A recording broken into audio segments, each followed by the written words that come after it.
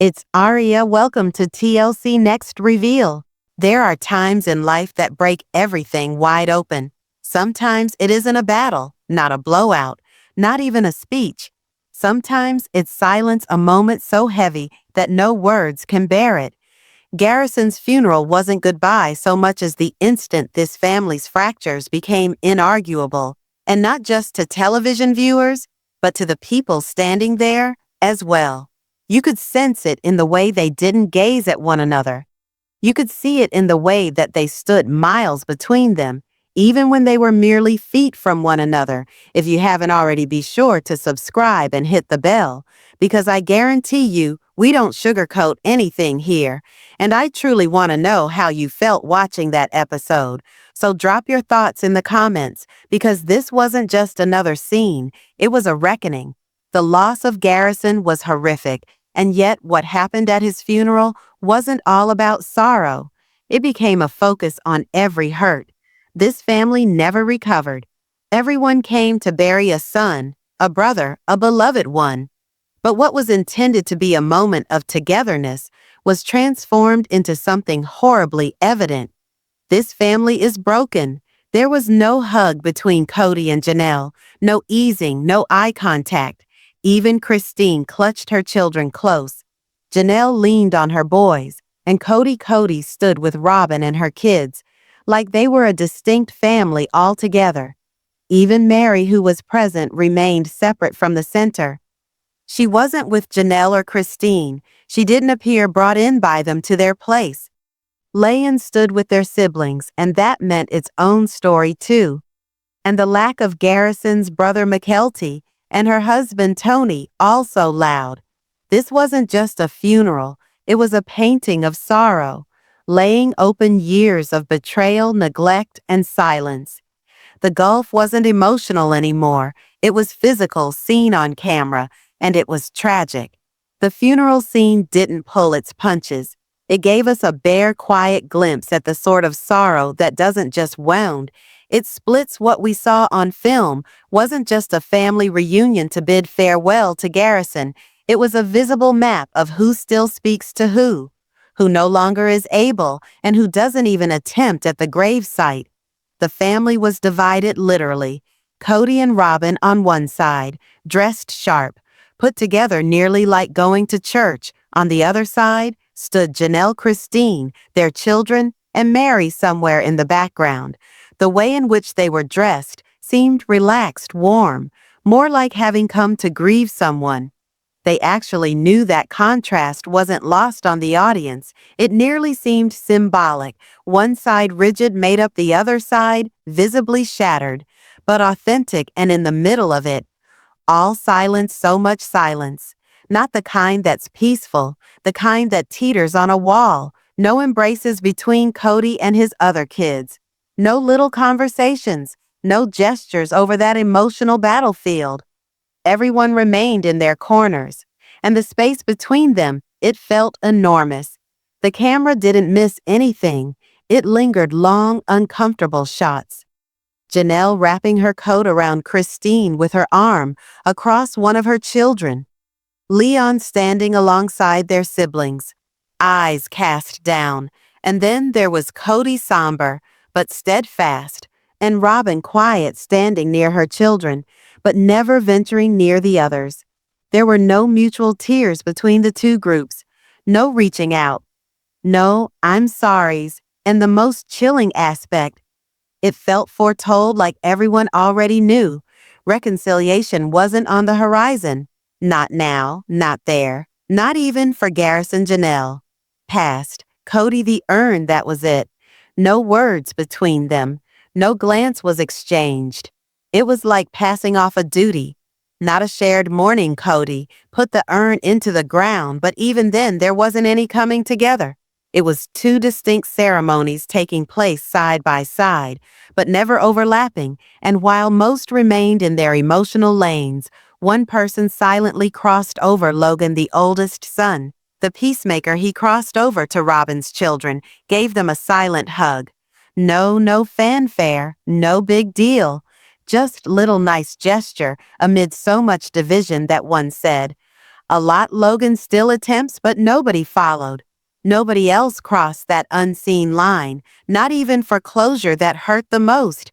If the passing away of a son, a brother, a loved one, couldn't make this family stay together for even 5 minutes, what will no one from Robyn and Kody's side step towards the other? And none of the children of Christine or Janelle appeared interested in attempting either. And really, that's not difficult to grasp. There's too much water under that bridge, too many years of hurt and dismissal. It wasn't only that this family is broken, it's that they've ceased even pretending otherwise. This wasn't a display of strength in public. It was a silent admission. This family is broken, and they're not repairing it. Not today, not even for Garrison. You could sense it in the air, even past the sorrow, past the burden of the funeral. What actually remained was a mutual pain between the siblings, the type of pain that occurs not only from the loss of a brother, but from the loss of the very thing that once kept them all together, the notion that they were still a family. Leon was there along with Maddie, Gabe, Hunter, Logan. Most of Christine's children showed up, and although Mike Kelty and Tony were not there, most likely because of their relocation to North Carolina, their absence would still be felt. There were individuals missing physically and emotionally, and it counted. This wasn't so much about who appeared. It was about what their presence indicated. Leon appearing with their siblings. Without Mary said a lot. It told us precisely where they feel the most at home. Even in their loss, they decided to stand alongside Christine's and Janelle's kids, Maddie, Hunter, and Gabe. They didn't have much to say on camera, but their faces, their stance, the way they hung close around their mom. Janelle, it was all there in the silence, a sort of protective sorrow, a loyalty. And then Logan, always the big brother, always the peacemaker. He didn't say anything, but he didn't need to. His gesture of going over to Robyn's kids, giving them a hug. It was little but enormous, a spark of what once was, but even that action didn't create an opening for more. None of the other siblings joined in. Robyn's kids did not gravitate towards them, neither. The line still existed, but the moment that actually sliced deep was in the conversation between Leon and Maddie. Maddie said it so simply, and it struck me hard. I feel bad for Kody, but I feel really bad for Kody's children. Not my siblings, not our family. Kody's children. That language speaks volumes all on its own. Then Leon said something that stuck with me. I just want to be able to speak to them.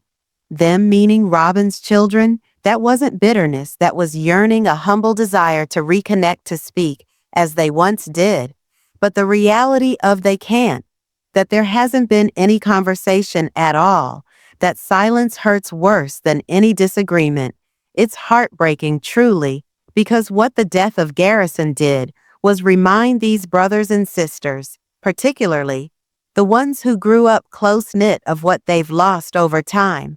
Not only their brother, but the form, the connection, the sense that they all still were part of the same family. You can tell they want that connection again. At least some of them do. Leon's voice had that pain. Maddie's words had that grief. These aren't people who want more drama. They're people trying to figure out how things got this far apart. And then nothing from Robyn's kids. No visible emotion, no interaction, no indication that they even wanted to be approached. And look, we don't know what has been spoken to them behind closed doors, but we do know what we saw, and what we saw was isolation, complete emotional distance. This wasn't just a family hanging in there through grief. This was a family discovering that their loss didn't just rob them of a loved one. It revealed just how far they've all wandered and how few bridges are still left to cross.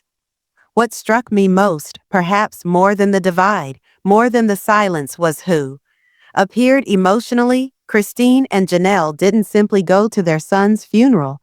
They appeared in any way that counted. They stood with their children in the grief. They embraced them, sat with them. They didn't cringe away from the anguish or duck from the cameras. They remained true, raw, and engaged. Janelle's strength was subtle, yet so present you could see her holding it together for her boys despite the loss of Garrison being obviously ripping her aside from her sons Gabe Hunter and Logan. They were always by her side. You could tell that they were there, not only to grieve their brother, but to safeguard their mom. That relationship that took years to develop, that type of intimacy, doesn't suddenly materialize. It is based on trust, constancy, and love that was ever present even off screen. And Christine, she was a pillar as well, but not only for her children to Janelle the way they leaned on each other during these two women who rode out so many storms together. It said it all. They weren't just co-oms. They were family, chosen family. And then David, Christine's new husband. If ever you questioned his place in this family, this episode spoke to that he didn't try to place himself. He didn't need attention, but you could see it. He was there, calm, grounded, steady. The children respect him, really seems comfortable with him.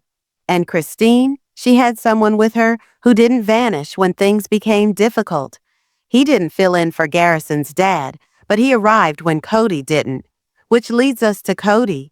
Kody sobbed. He said, the things you'd think, but all of it felt distant, detached. Yeah, he buried his son. Yeah, he grasped the urn. But when it was time to reach out to his other kids, the ones that lost a brother too, he didn't even bother. Not a handshake, not an eye blink, not a word. There's something about grief that exposes a human's reality. It takes away ego performance, all that you are attempting to act. And at that time, Kody's sorrow seemed more like an oration than a relationship, as though he were grieving the concept of Garrison more than the son who had moved away from him long before he died, and when Janelle handed him the urn. In that moment spoke everything. No hug, no mutual glance, just a subdued transfer. She handed him the remains of the sun they built between themselves, and he set them in the earth. It was cold, heavy, silent, final.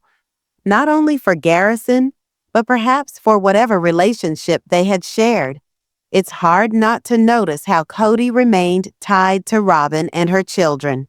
He never crossed that emotional barrier, never walked over to try and console the others.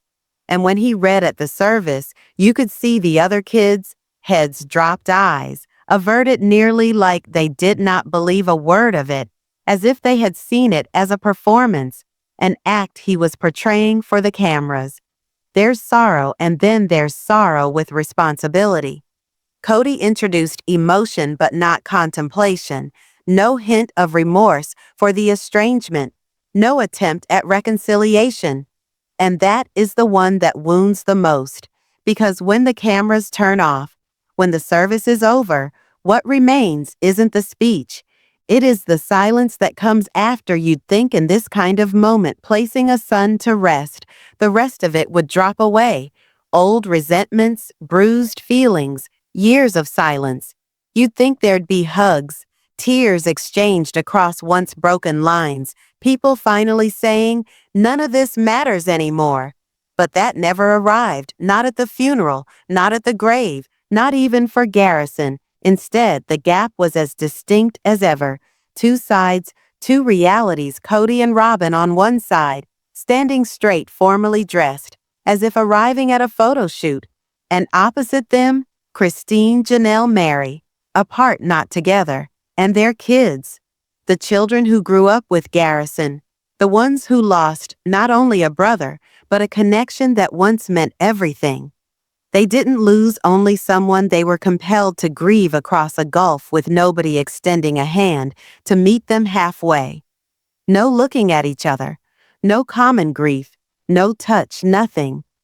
There were no warm hugs between Kody and his older children, no attempt to cross the emotional line that's been drawn for years now.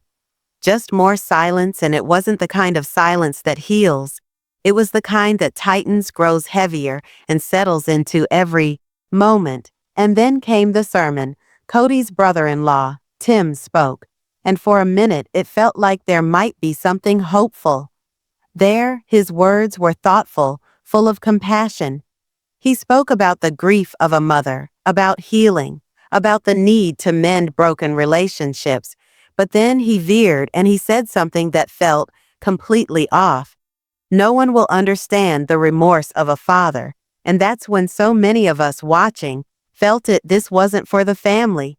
This was damage control. Was that line meant to soften Kody's image, to suggest there's regret somewhere behind his icy facade? Because the reality is, we didn't see it. Not at the funeral, not in his behavior. He never bridged the gap. He never recognized the ones facing him, the ones who needed him the most, even at his own son's funeral. Kody couldn't meet his other children's eyes, and Robyn almost invisible in this episode. Hardly a word, hardly a tear, and certainly no emotion displayed toward Garrison's siblings. She appeared like a guest to another person's tragedy. There, no indication that she ever connected with the children of the other wives. And perhaps that is the actual heartache here, because rather than attempting to unite the family, she remained silently distant as ever. The children of her union with Kody didn't talk to their half-siblings. They didn't hug them, didn't even acknowledge them. The wall emotionally was tight shut. There was no bridge, only two worlds that weren't willing to encounter even in death. And I find myself returning to that. This was the moment, if there ever was a time, to step forward to speak something, to place love over ego. This was it. So I must wonder, what sort of parent doesn't make this move? What sort of father stands before his mourning children and doesn't say one thing about it? What sort of family, after all the living they've done together, decides on silence? The thing is, there was no closure here, no healing, no reconciliation, just distance more than ever before. And now I want to hear from you, because I know I'm not the only one sitting with this. Did it move you? Did it make you angry? What did you see in the way this family handled the most heartbreaking moment of their lives? Make sure to leave a comment below, because I really want to know your thinking. And if you haven't already subscribed to TLC Next Reveal, thanks for watching.